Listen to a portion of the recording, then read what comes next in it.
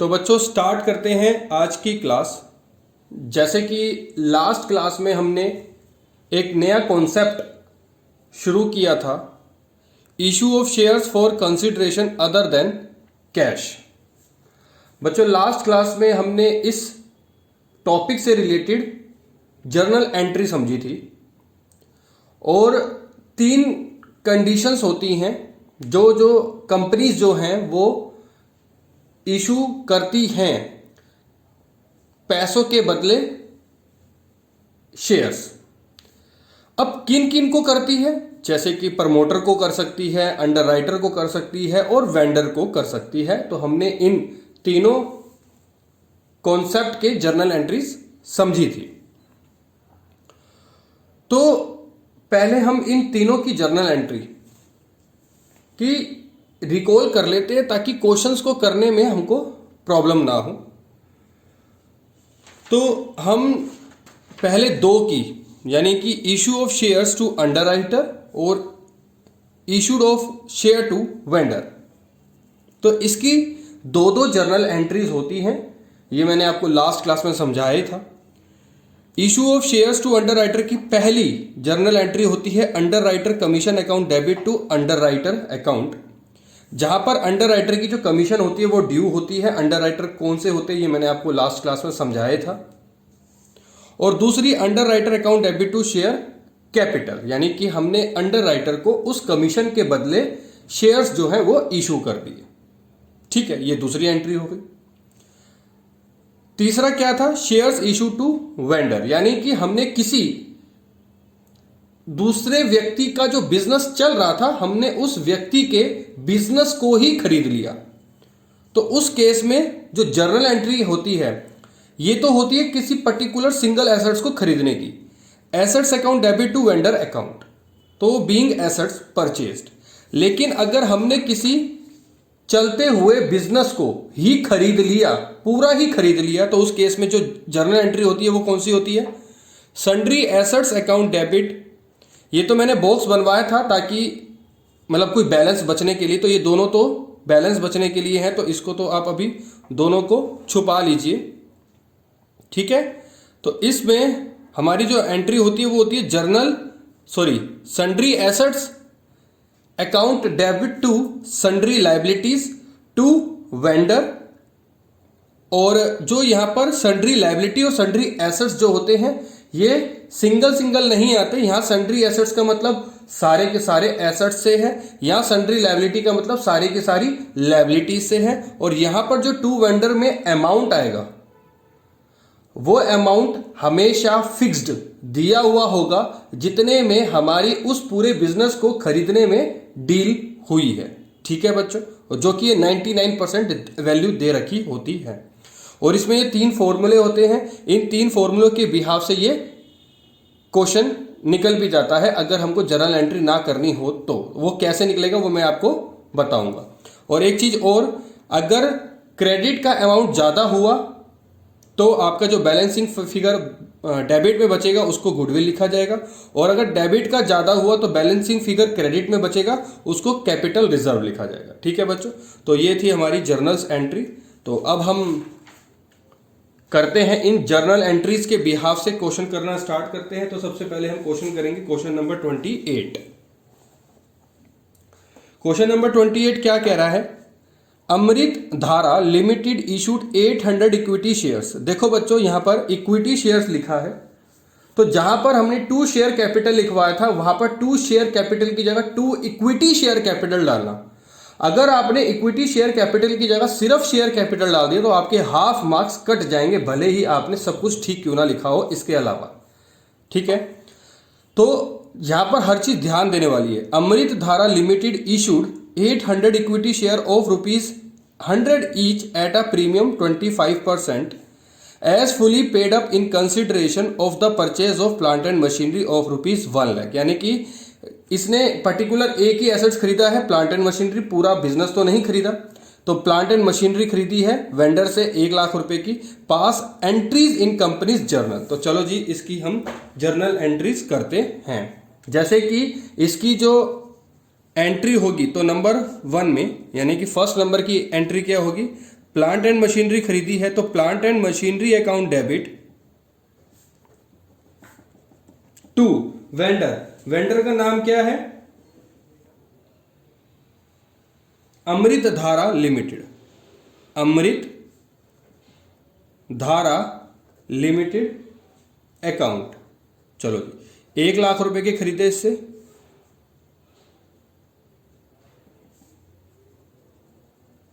ठीक है जी।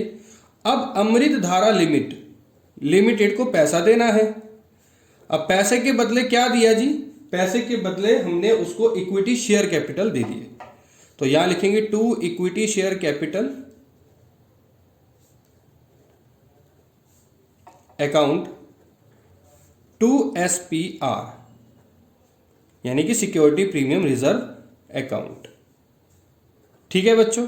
अब यहां पर ध्यान देने वाली कौन सी बात है, यहां पर हमारे पास नंबर ऑफ शेयर्स गिवन है। हाँ गिवन है। तो हमारे को यहां पर मैंने आपको एक चीज समझाई थी, वर्किंग नोट जो मैंने आपको बोला था कि नंबर ऑफ शेयर्स निकालने के लिए, तो यहां पर निकालने की जरूरत नहीं है क्योंकि हमारे को 800 इक्विटी शेयर दे रखे हैं।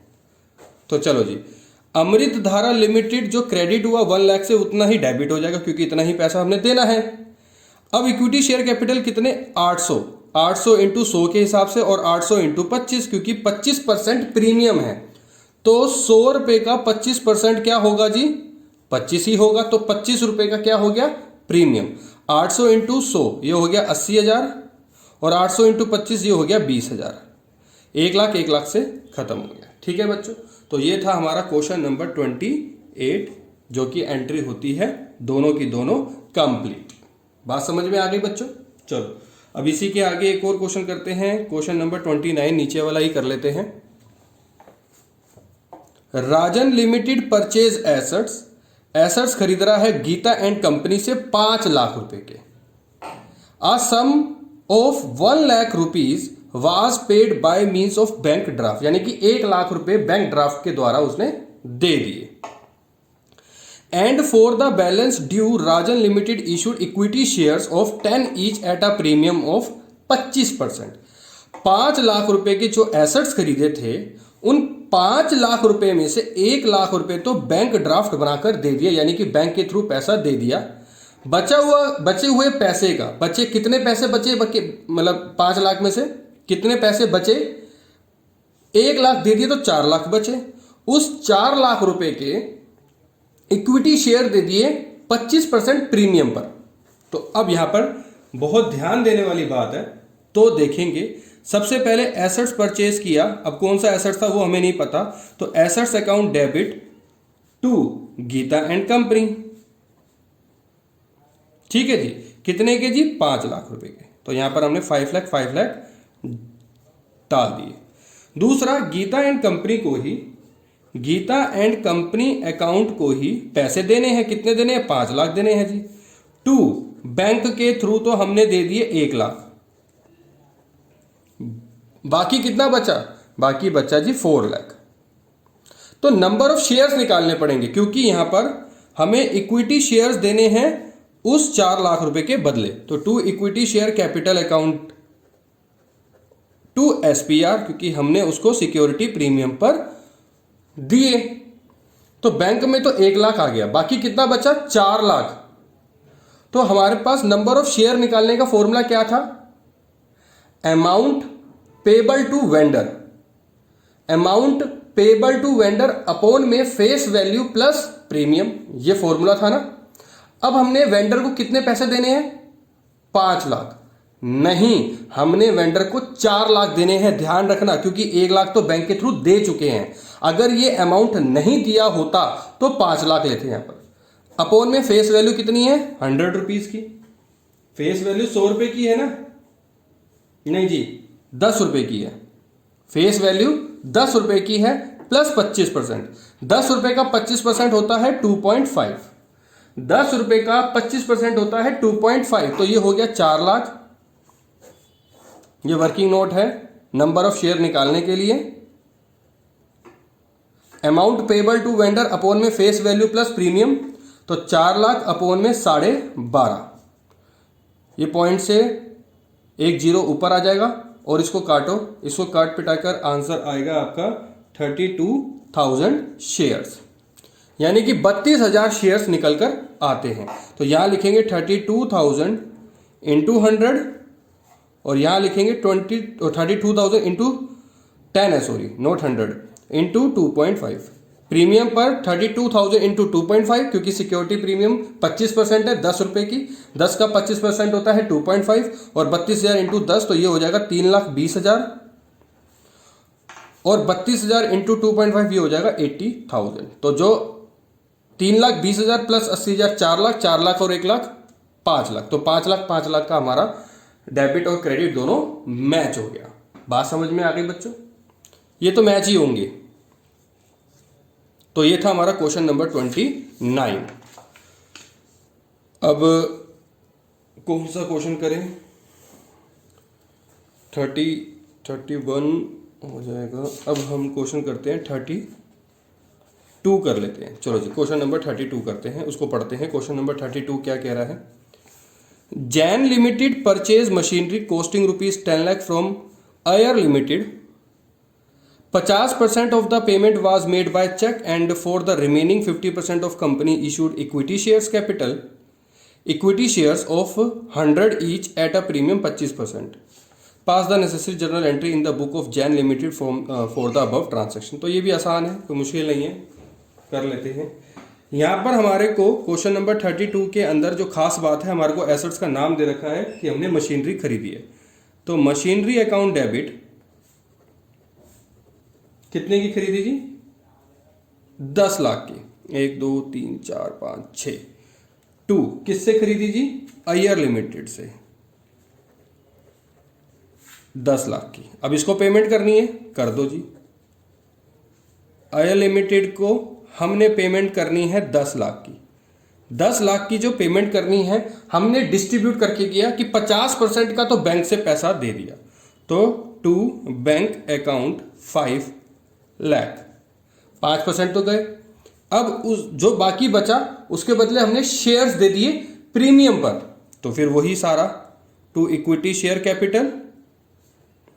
यहां इक्विटी होगा तो इक्विटी ही लिखना, अगर इक्विटी वर्ड नहीं लिखा हुआ हो तो शेयर कैपिटल लिखना। अब वो कैसे में आप पता लगेगा, वो यहां पर देख के पता लगेगा। जैसे यहां लिखा है इक्विटी शेयर्स, तो तब आपको यहां पर इक्विटी शेयर कैपिटल ही लिखना है। ध्यान से सुन लीजिए, बच्चे लोग नहीं लिखते। और यहाँ पर SPR की जगह आपको सिक्योरिटी प्रीमियम रिजर्व पूरा लिखना है।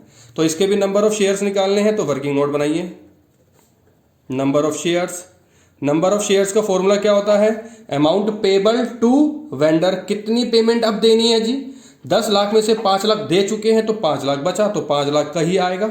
अपॉन में 100 प्लस 25, क्योंकि 100 का 25% तो 25 ही होता है। इससे पहले वाले क्वेश्चन में 10 था, 10 का 25% 2.5, यहां पर 100 ही है पूरा। तो 5 लाख अपॉन में 125, काटो अब इसको।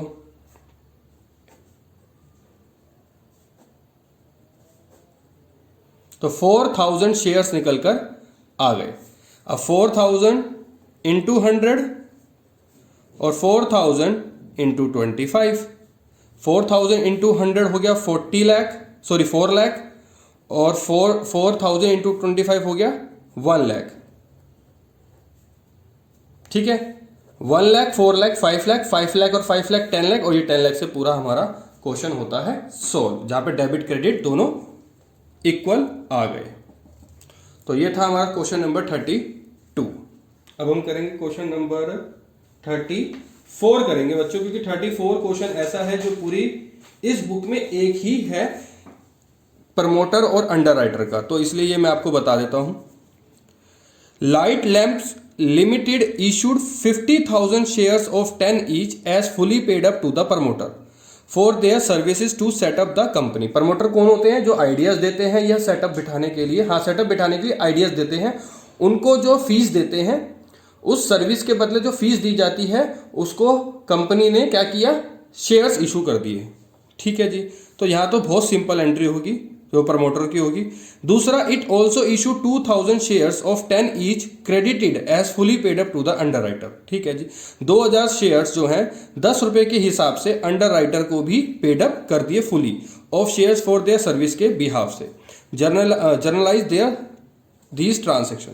तो चलो जी हम इसकी क्वेश्चन नंबर 34 की जर्नल एंट्रीज करते हैं। तो इसकी 3 होगी, एक तो प्रमोटर की होगी, प्रमोटर की एक ही होती है, और 2 अंडरराइटर की होगी। तो जब हम प्रमोटर की एंट्री करते हैं तो प्रमोटर की एंट्री करने के लिए क्या वर्ड यूज करते हैंगे? इनकॉर्पोरेशन। तो यहां पे लिखेंगे incorporation account debit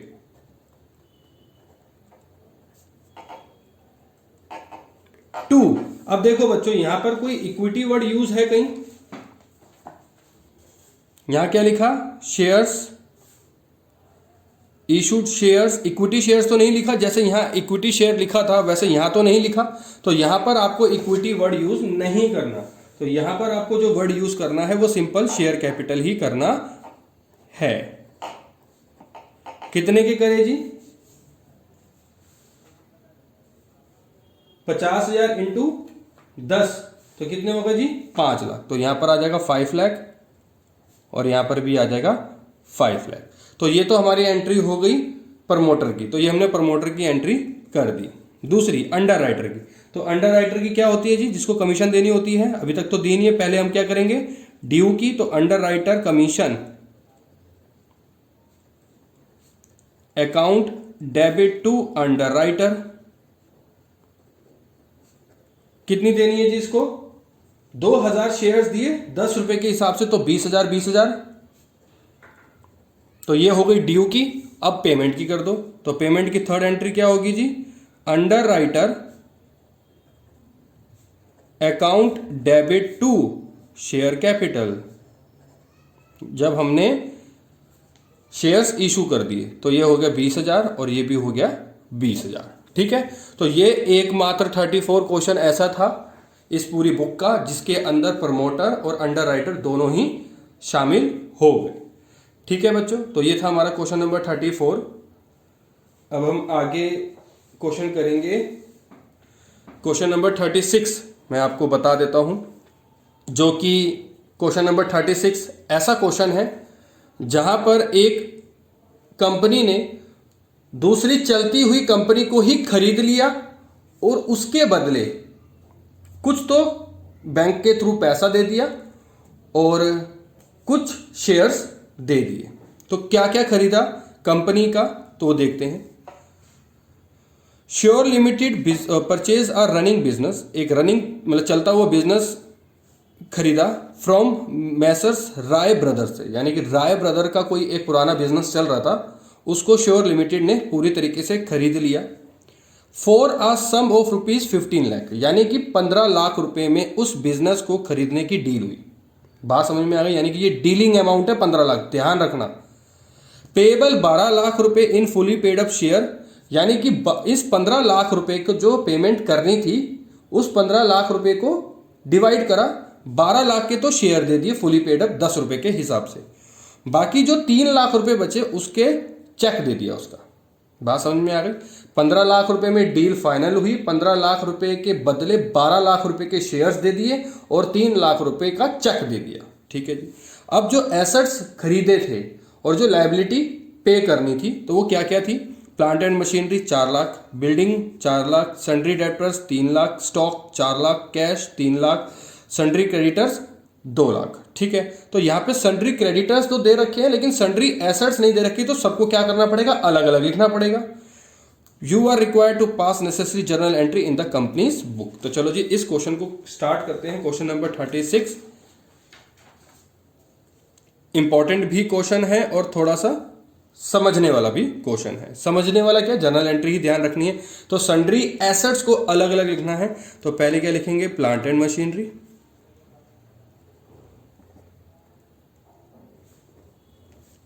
account debit कितने की है जी? 4 लाख की। फिर बिल्डिंग वो कितने की है जी? 4 लाख की। ठीक है जी। उसके बाद सन्ड्री डेप्टर्स अकाउंट डेबिट वो कितने के हैं जी? 3 लाख। स्टॉक अकाउंट डेबिट वो कितने के हैं जी? 4 लाख के। कैश अकाउंट डेबिट वो कितने के हैं जी? 3 लाख के। अभी यहां पर एक स्पेस छोड़ देना, क्या पता यहां पर कोई बैलेंस बचे। To sundry creditors,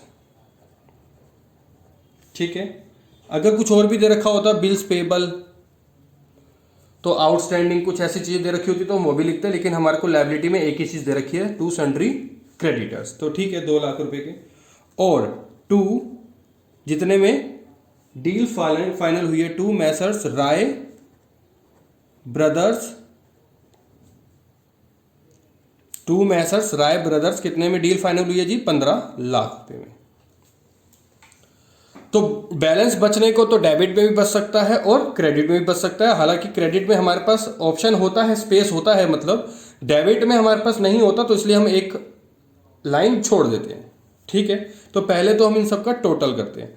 4 lakh, 4 lakh, 8 lakh, 8 और 4 12, 12 और 3 15 और 3 18, तो इसका तो टोटल आ रहा है 18 लाख और इसका आ रहा है 17 लाख। इन दोनों का आ रहा है 17 लाख। अगर देखा जाए तो 18 लाख ज़्यादा है, यानी कि डेबिट का अमाउंट ज़्यादा है एज कंपेयर टू क्रेडिट। तो कहाँ बैलेंस बचेगा? हमारा बैलेंस बचेगा क्रेडिट में। तो क्रेडिट में जो बैलेंस 1 लाख बचता है उसको क्या लिखते हैं? To capital reserve. अगर डेबिट बचता तो क्या लिखते हैं? Goodwill account debit. बात समझ में आ गई? तो ये था हमारा क्वेश्चन नंबर 36। अब इसको कंप्लीट भी करते हैं क्योंकि हमने उसको अब पेमेंट भी करनी है। किसको? मैसर्स राय ब्रदर को। यहाँ पर मैसर्स आगे और लिख लो, तो यहाँ लिखेंगे messrs Rai brothers debit to, क्या दिया उसके बदले? बैंक के थ्रू कुछ पैसा दिया। यहाँ पे पहले 15 लाख लिख लो और यहाँ 3 लाख लिख लो। और शेयर कैपिटल, शेयर कैपिटल ही लिखेंगे या कुछ और लिखेंगे? इक्विटी लिखेंगे जी? नहीं, क्योंकि इक्विटी वर्ड यूज नहीं हुआ है। कितने के जी? 12 लाख रुपए के, क्योंकि यहां पर तो पूरा लिखा हुआ है कि 12 लाख रुपए के शेयर्स, 12 लाख रुपए के फुली पेड अप शेयर्स देंगे।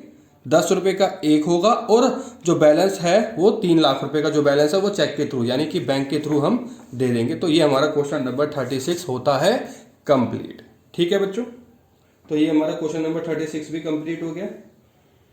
एक और कोई और क्वेश्चन कर लेते हैं, फिर बाकी जो बचेंगे वो आपको खुद ही करने होंगे। क्वेश्चन नंबर 37 करते हैं।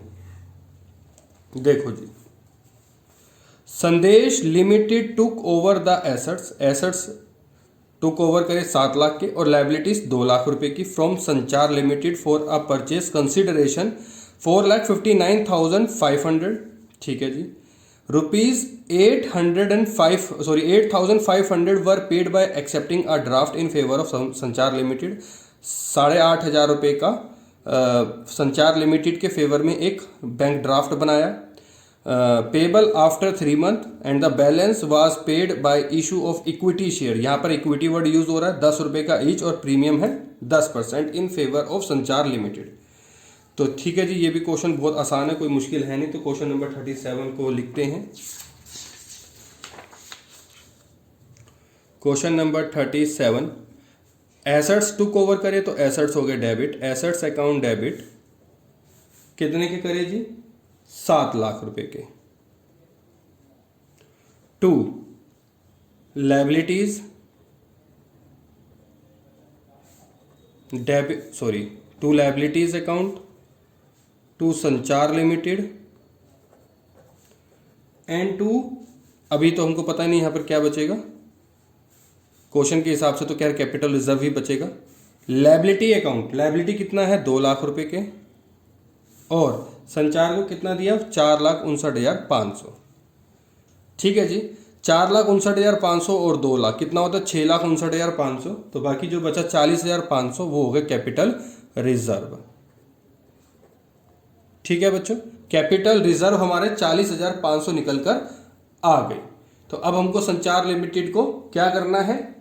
पेमेंट करनी है। तो संचार लिमिटेड क्या हो जाएगा? डेबिट, हमने कितने का बैंक ओवरड्राफ्ट दिया? 8,500 का। तो पहले तो यहाँ पे 4,59,500 लिख लो और 8,500 रुपीज का क्या लिख लो? बैंक के through. To equity share capital,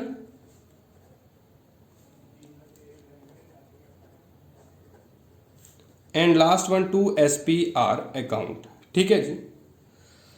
4,59,500 की पेमेंट देनी थी, 8,500 रुपये के हमने बैंक से पैसे दे दिए। अब कितना बचा वेंडर को देने के लिए? 4,51,000। ठीक है जी। 10 रुपये का शेयर था, 10% का प्रीमियम यानी कि 1 रुपये का प्रीमियम हो गया। तो 4,51,000 अपॉन में 11 काटो, 11 4 44 और 1 11 यानी कि 41,000 शेयर्स निकल कर आए। तो 41,000 इंटू 10, 4,10,000 और 41,000 इंटू 1 यानी कि 41,000। ठीक है बच्चों, तो ये था हमारा क्वेश्चन नंबर 37, जिसकी फर्स्ट एंट्री ये थी और सेकंड ये थी। नंबर ऑफ शेयर्स हमने ये निकाले। आप बच्चों को नंबर ऑफ शेयर्स निकालना तो आ गए ना, कोई प्रॉब्लम तो नहीं है ना? जितना हमें अमाउंट देना होगा, बैंक का अमाउंट देने के बाद जो हमारा बचेगा वही लिखना है, अपॉन में फेस वैल्यू प्लस प्रीमियम। ठीक है बच्चों, तो ये थे हमारे क्वेश्चंस। जो टॉपिक था हमारा issue of share for consideration other than cash, तो ये हमारा पूरे तरीके से खत्म होता है। बाकी के जितने क्वेश्चंस बचे हैं आपको होमवर्क में करने हैं इस टॉपिक से रिलेटेड। कोई प्रॉब्लम हो या कुछ हो तो मेरे से आप डिस्कस करिएगा। बाकी नेक्स्ट क्लास में हम फोरफिचर टॉपिक स्टार्ट करेंगे, जो कि बहुत इंपॉर्टेंट होगा। ऐसा नहीं है कि ये इंपॉर्टेंट नहीं है, सारे इंपॉर्टेंट है, लेकिन नेक्स्ट क्लास से और इंपॉर्टेंट चीज़ें शुरू हो जाएंगी।